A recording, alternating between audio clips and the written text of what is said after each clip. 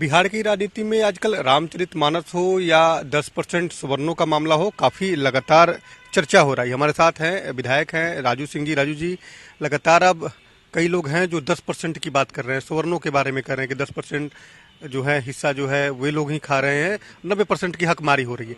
आपको लगता है कि 10% ही लोग ही जो है सत्ता का लाभ ले रहे हैं, 90% लोग जो है अभी जो है वो खाली है? ऐसा कहीं से नहीं है। ये कहने वाले लोग के पास में दूसरा कुछ बचा हुआ ही नहीं है। ये लोग, मैं बता रहा हूँ ना, आज भी 18वीं सदी में जी रहे हैं। ये 21वीं सदी है। 21वीं सदी का हिंदुस्तान है, नरेंद्र मोदी का हिंदुस्तान है, जहाँ पे ये 10% 90% मिट चुका है, जात पात मिट चुका है, स्वर्ण अस्वर्ण मिट चुका है। इसलिए ऐसे कहने वाले लोगों के पास में कोई विकल्प नहीं बचा हुआ है।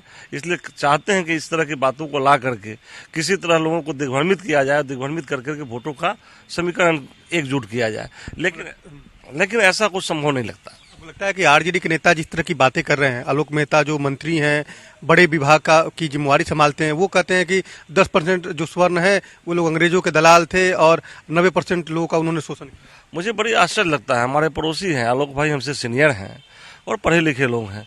उनके मैडम को भी जानता हूं, उनके मैडम भी लेक्चर रही हैं। लेकिन उनके जैसे लोगों से भी इस तरह की बात आना, मुझे लगता है कि शायद पार्टी ने निर्देश दिया होगा तभी वो कहे होंगे। नहीं तो मुझे नहीं लगता कि आलोक मेहता जी जैसे पढ़े लिखे लोग 90% और 10% की बात करें। लेकिन वो तो पार्टी के निर्देश पे चलते हैं। हमको लगता है कि पार्टी के द्वारा निर्देशित किया होगा तभी जाकर के इस तरह की बात किए होंगे, क्योंकि उनके पार्टी के पास में किसी तरह की बात करने का है नहीं। पब्लिक के बीच में जाकर के विकास के मुद्दे पे, किसी अन्य मुद्दे पे वोट मांगने का तो इनके पास कुछ है नहीं। तो कौन सा मुद्दा होगा? तो मुद्दा नहीं, 90% 10% की लेके चल रहे हैं। आपको लगता है कि जिस तरह से आरजेडी A to Z की पार्टी कह रही थी, लेकिन फिर अब वही मंडल कमंडल वाला खेला शुरू हो गया? बिल्कुल, इनके पास कुछ है ही नहीं। A to Z की पार्टी बन कैसे सकते हैं? क्योंकि जिस वोट को अपना आधार समझते हैं, A to Z की पार्टी जाएंगे तो वोट का आधार इनका एमओ ही खत्म हो जाएगा। इसलिए A to Z की बात ही नहीं कर सकते। लगता है कि लोकसभा चुनाव से पहले एक बड़ा माहौल बनाने की कोशिश जो है आरजेडी की तरफ से की जा रही है, मंडल कमंडल को लेकर। बिल्कुल बिल्कुल, क्योंकि आरजेडी के साथ में एक दल और बिहार के अंदर जुट गई है, जो दल काफ़ी माहिर है, राजनीतिक के काफ़ी माहिर हैं, हमारे माननीय मुख्यमंत्री नीतीश कुमार जी। तो निश्चित रूप से मिलकर के लोग कहीं ना कहीं वोटों को कैसे ध्रुवीकरण किया जाए, वोटों का कैसे एक साथ लाया जाए, इसकी राजनीतिक चल रहे हैं। लेकिन मैं समझता हूं न्यू जनरेशन अब इन सब बहकावे में आने वाला नहीं है। और न्यू जनरेशन आज के डेट में पूरे हिंदुस्तान को मोड़ करके और नरेंद्र मोदी जैसे लोगों को शासक बना के रख दिया है। और न्यू जनरेशन देख रहा है कि उसका भविष्य किसमें है। मुझे लगता है कि युवाओं को बरगलाने की कोशिश जो है वो की जा रही है पॉलिटिकल पार्टियों के द्वारा। बिल्कुल बिल्कुल की जा रही है, बट युवा बरगलाने वाले नहीं है। युवा अब देश दुनिया को समझ रहे हैं, दुनिया पूरी ओपन हो चुकी है।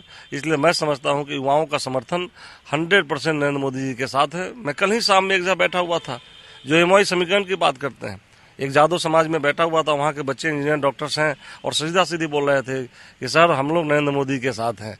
ये महामानव इस धरती पे, हिंदुस्तान की धरती पर जिस तरह से गौतम बुद्ध जैसे लोग पैदा लिए थे, आज नरेंद्र मोदी पैदा लिए हैं। इसलिए हम लोग नरेंद्र मोदी को नहीं छोड़ने वाले। महापुरुष है महामानव हैं, महापुरुष हैं। इस तरह के व्यक्ति कभी कभी इस तरह का व्यक्तित्व किसी धरती पर पैदा लेता है।